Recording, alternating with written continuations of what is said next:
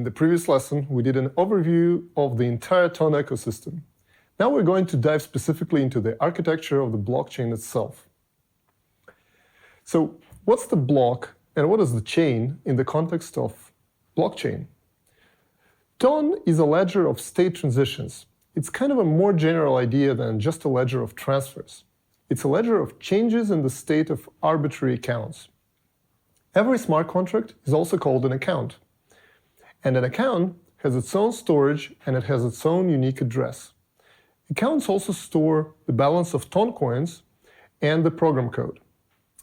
And it is up to the developer to design the logic of the contract by using any code they want within the syntax supported by the virtual machine that's called TVM. Developers are provided with pretty much unlimited flexibility through the lifetime of the contract. They can change the data, and they can even change the code of the contract. And they can transfer the coins around and send messages to other contracts. And it's important to note that these contracts are self-contained. They have no visibility into anything outside themselves. This is what ensures the infinite scalability of the Ton blockchain, as every contract is isolated from the others. It can only receive the incoming message from some other contract or from the outside world, and then it can process this message by its program code, change its own state, save the new data, and create the outgoing messages to other contracts. As Ton blockchain is asynchronous, it cannot go and read the state of any other contract and immediately get the result. In order to use some other contract state, the contract has to send an outgoing message, and maybe later it will receive the desired reply. This concept makes these contracts look very similar to computers on the internet. Like every computer is independent, they have their own data, they are programmed separately, and they have no idea when and how their messages will be processed by others. There are some guarantees that the blockchain provides to you as a developer. You could verify the address of any incoming message and be sure that behind this address there is a specific code that you may trust. And similarly, if you're sending the message to an address, you have a cryptographic assurance about the code that is behind this address. The network guarantees that the message will be delivered, but it doesn't guarantee how long this will take. The chain of messages could span thousands of shards and take multiple blocks to finalize the transaction. It may also be a case that some intermediate contracts run out of money and fail processing their messages. So, when you develop your contract, you need to focus on your own contract's consistency and the way it interacts with other contracts and handle all the possible scenarios. So what are messages and what are transactions? The thing that happens in between two contracts is called a message. It carries a little bit of coins and arbitrary data to a contract address.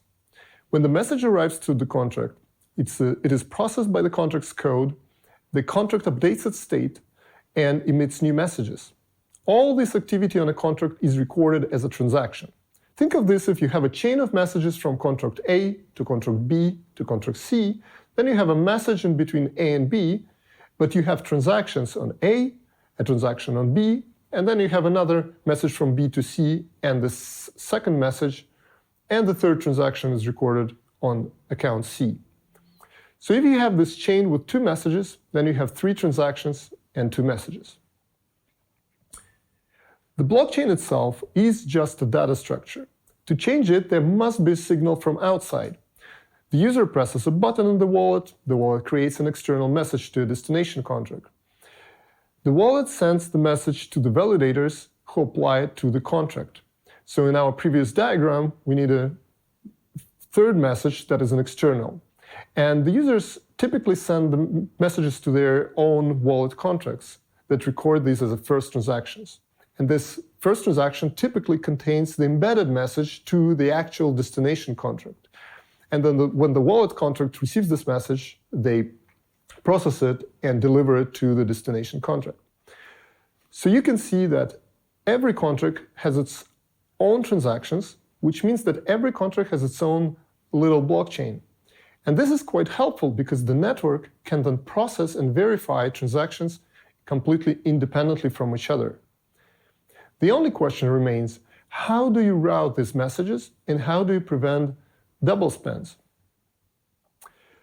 So let's start with double spends first. I can send money to a person A, or I can send money to a person B, and either of those are two completely valid transactions. And from the perspective of the entire network, it doesn't really matter which one is recorded as long as it's the only one. And for this, we need consensus. To make consensus scale horizontally, Ton uses proof of stake, where you have a set of validators that put a large amount of Ton coins as a security deposit, or as a security bond that guarantees that they don't misbehave. If any validator misbehaves or is switched off, they are punished with the small or big fines that are taken out of this bond. In Ton, the set of validators can be sharded.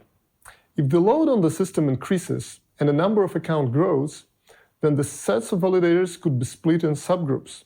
For instance, even account numbers could be handled by one group, and odd account numbers could be handled by another. Ton allows this sharding to be pretty much unlimited down to individual contracts, depending on the load.